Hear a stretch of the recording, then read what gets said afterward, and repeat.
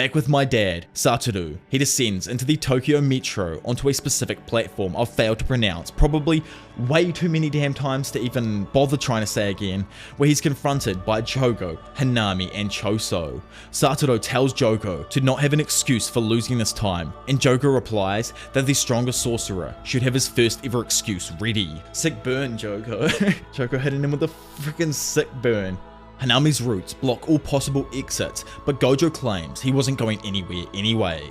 Everyone standing on the outside lanes of the platform is suddenly forced onto the tracks surrounding the four Jujutsu used with non-sorcerers. Satoru nonchalantly tells those around him to stand out of his way if they don't want to die.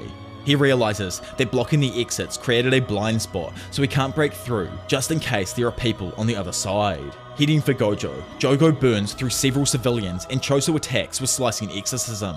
Both Hanami and Jogo attack Satoru, but are instantly stopped by his infinity. They strengthen their curse energy and activate domain amplification, forcing Satoru to dodge. He surmises that they learned this technique from a curse user, as normal barriers are meant to trap their targets in a box, but domain amplification metaphorically surrounds the target with water-like curse energy. With this method, the curses can neutralize the infinity.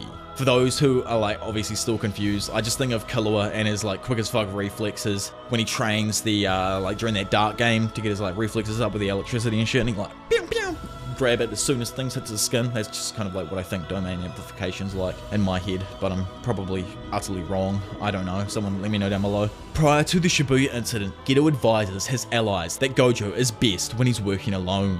Any Jujutsu sorcerers and non-sorcerers will only restrict his movements and render him incapable of using his curse techniques. In this situation, Satoru would be forced on the defensive and even his domain expansion would harm people. So he explains that the plan is to mess around and force Gojo to think of countermeasures for a period of time until the prison realm is ready. Back in the battle, Jogo snatches somebody's head off and reminds Satoru the rules were for him to not run away. Satoru admits he was surprised and Jogo was pleased to hear a possible excuse. However, Gojo rejects this and removes his blindfold, revealing his 6 eyes, then adding that he's only surprised because these foolish cursors believed they could use their brain to defeat him. Looking at Hanami, he points him out and says that this is their 3rd meeting and their weed is getting cut first. Without fear, Satoru walks right up to Jogo while ignoring Hanami beside him. They both move to attack, but Satoru counters Jogo's hand with his own body. He avoids Hanami's strike and snaps Jogo's arm clean off, then uses it to block Hanami's follow-up attack and continues to chase after Jogo. Hanami realizes Satoru only made the threat earlier to confuse them, and not only that, he also deactivated his limitless technique. He questions if Gojo plans to abandon focusing on his technique and fight in close quarters instead. Because of this, Hanami decides it's best to deactivate his amplification and activate his innate technique. However, this turns out to be a fatal mistake as Jogo turns back to yell at Hanami. Satoru instantly grabs the tree branches growing out of Hanami's eye sockets, then forcibly pulls them out completely from his skull. Seeing this, Jogo runs away in fear, shocked that Satoru was still so strong while only using cursed energy manipulation and physical attacks. Choso attempts to hit Gojo with blood manipulation while killing civilians along the way, but it's stopped by Gojo's infinity. Satoru recognizes that Choso is a death painting and decides to ignore him for now. Jogo and Hanami both attack him again with domain amplification. However, this time due to the now weakened Hanami, Satoru can counter by strengthening his infinity. He turns and crushes Hanami against a wall with his expanded limitless. Jogo attempts to divert his attention by threatening civilians, but Satoru doesn't hesitate to crush Hanami completely, annihilating the curse with his infinity, turning him into nothing but a mist of blood. With Hanami exorcised, Gojo turns back to meet the despaired Jogo's gaze and claims he's next. Jogo frantically huffs for air as he runs, stumbling through the crowded platform. Satoru follows close behind him with an extremely dark and menacing presence. Our brother Choso lets Jogo take all the heat while quietly trying to hide in the chaos among the civilians. Jogo tries to push people in Satoru's way and strike from behind, but the Infinity is able to stop the person in midair as well as Jogo's punch. Choso nonchalantly shoots 3 blood arrows from a good distance down the platform. The Infinity stops them and Satoru notes Choso's location, but chooses to ignore him again. Honestly, thank Gojo for real, he didn't just murk Choso first thing, he knew something was going on behind the scenes. Anyway, still worrying, Jogo believes that 20 minutes should have passed already. Down the line though, Geto waits with Dagon and states that they need to get Gojo on edge more before they make a move.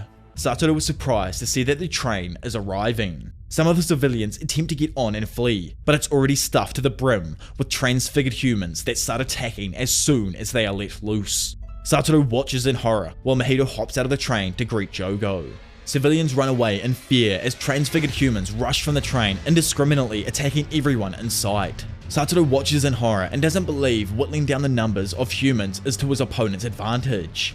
Mahito tries attacking, flying through the air, swiping at Gojo, but he easily blocks it. He then figures out quickly that Mahito is the one that attacked Yuji and Hanami, and tries to attack him, but Mahito jumps back out of the way. The creepy boy then comments about how he finds humans so disgusting since there are so many of them, and as he says this, people begin pouring down into their floor from above. As Gojo figures that the cursed spirits have allies who are above sending more people to their location, Mahito uses idle transfiguration, multiplicity, body repel, and Choso in combination uses his blood manipulation convergent supernova technique to attack a crowded Gojo. However, Gojo easily blocks them, killing a bunch of civilians in the process. From behind, Jogo appears launching at Gojo. The sorcerer manages to grab his arm, but Jogo instantly severs the limb to get away. Mahito and Jogo think about the current situation, believing Gojo won't use his technique as he doesn't want to incur any more civilian casualties. Yet, obviously these negative IQ eggs are absolutely shocked when Gojo goes goth mode and activates his freaking domain expansion. Satoru's all or nothing domain expansion of 0.2 seconds casts an unlimited void over the platform.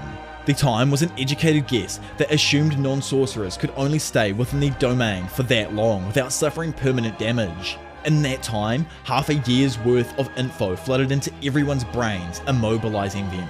At this level, their special grade curses could awaken at any moment. Taking that into consideration, Satoru focuses on killing all of the transfigured humans, and in approximately 299 seconds, 1,000 transfigured humans were annihilated after the deactivation of the domain by the hands of the strongest man alive.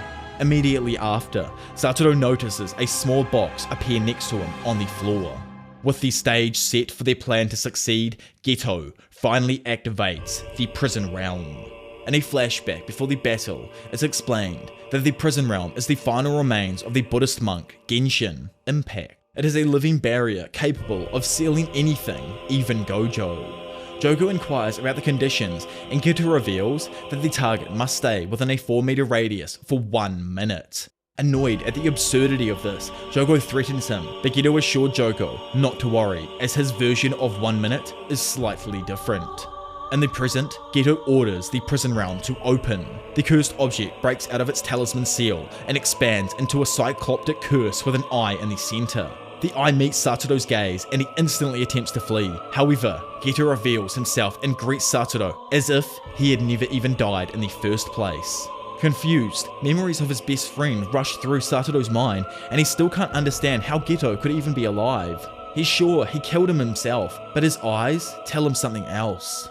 When Geto said 1 minute to Jogo in the past, he meant 1 minute worth of time that processed within Satoru's 6 eyes enhanced brain. Although it was just a moment, 3 years worth of memories flooded in, causing the prison realm to instantly capture Gojo, immobilizing him and shutting off all access to his body's cursed energy. Recognizing that he is lost, he still demands to know who Geto is, as Gojo knows in his heart that Suguru is dead and that this man is a fraud. The man then removes the stitches and takes off the top of his head, revealing the true villain of the entire series, I think, and that he is indeed capable of switching bodies along with using that said body's possessed natural abilities. Satoru was still confident that Yuta will step in his place. However, Big Brain Geto argues Yuta Akotsu cannot become the next Satoru Gojo. He bids farewell to Satoru and tells him he will release him into the new world after his plan has succeeded. So, he will come back eventually. The imposter addresses Gojo and mockingly bids him good night, to which Gojo replies by saying that it might be good night for him, but for him, it's time to wake up. And Geto's arm suddenly moves up, grabbing his own neck. Geto is even stunned by this and tells Mahito his theory about the body and soul being separate must be incorrect. Satoru tells them to get this over with, and Geto agrees, closing the gate and sealing Satoru Gojo at last.